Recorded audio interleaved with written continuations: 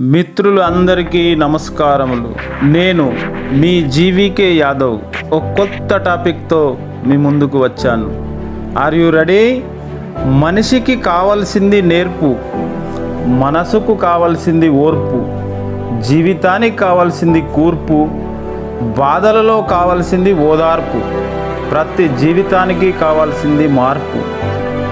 నీలో ఎన్ని లోపాలున్నా బలహీనతలున్నా నిన్ను నువ్వు ఎలా ప్రేమిస్తావో అలాగే ఎదుటివారి లోపాలను, బాధలను, బలహీనతలను అర్థం చేసుకుంటే అందరూ మంచిగానే కనిపిస్తారు, అందరూ నీవారవుతారు. నీవు జీవితంలో అభివృద్ధి చెందాలంటే నిత్యం నూతన మార్గాలు అన్వేషించాలి. జీవితంలో కొన్ని విషయాలు కఠినంగానే ఉంటాయి, కానీ మనం వాటిని మననం చేసుకోవాల్సిందే. మానవ సంబంధాలు డబ్బుమయ అయిపోయాయి, అంతా నటనకు అలవాటు పడుతున్నారు, మనసు చంపుకొని బ్రతుకుతున్నారు. పిల్లలకు తల్లిదండ్రి అంటే గౌరవం లేకుండా పోతుంది. భార్యకు భర్త అంటే ఈసడింపు. ఎంతో కష్టపడి డ్యూటీ చేసి వ్యాపారం చేసి ఇంటికి వచ్చిన భర్తకు చేదోడు వాదోడుగా ఉండాల్సిన కుటుంబ సభ్యులు ఉప్పు నిప్పుగా ఉండటం వల్ల ఎన్నో కుటుంబాలు, ఎన్నో జీవితాలు సంకనాకిపోతున్నాయి.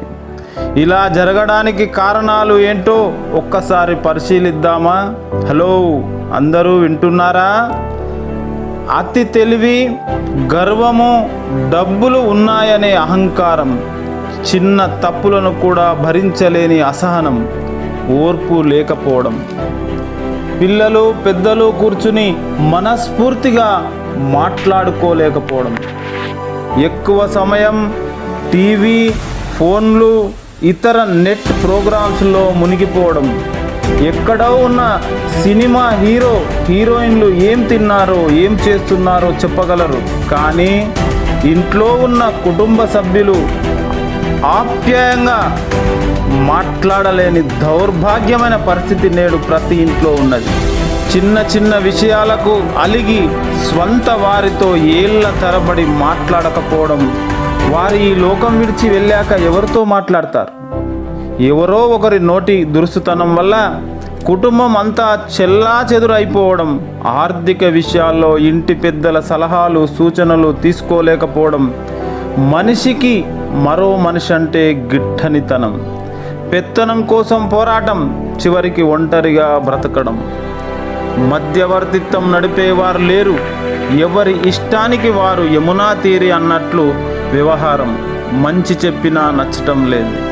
కుటుంబ నిర్వహణ అనేది గొప్ప కళ, అది తెలియకపోవడం, తెలుసుకోకపోవడం, తెలుసుకోవాలన్న ఆరాటం లేకపోవడం, మానవ సంబంధాలు సున్నితత్వం మర్చిపోయి మొరటు వ్యవహారం వచ్చేసింది.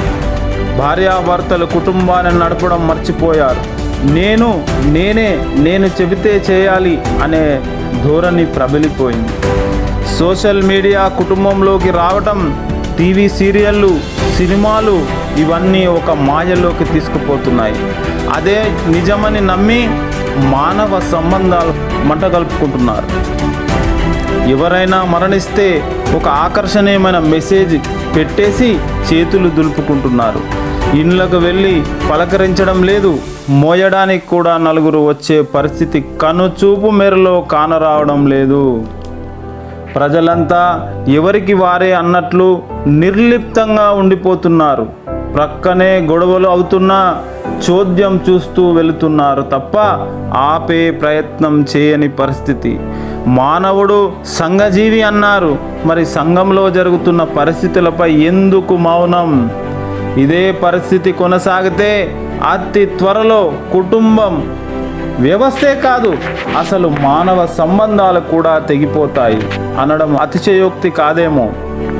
కావున నా సోదర సోదరీమణులారా, ఒక్కసారి ఆత్మ పరిశీలన చేసుకోండి.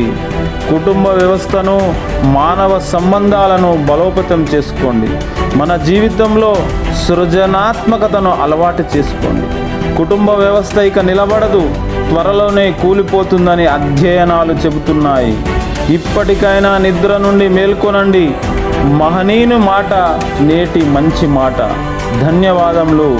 ఇట్లు మీ జీవికే యాదవ్, తుర్కపల్లి గ్రామము, RTC conductor, Kukatpally depot. Bharat Mata కీ జై.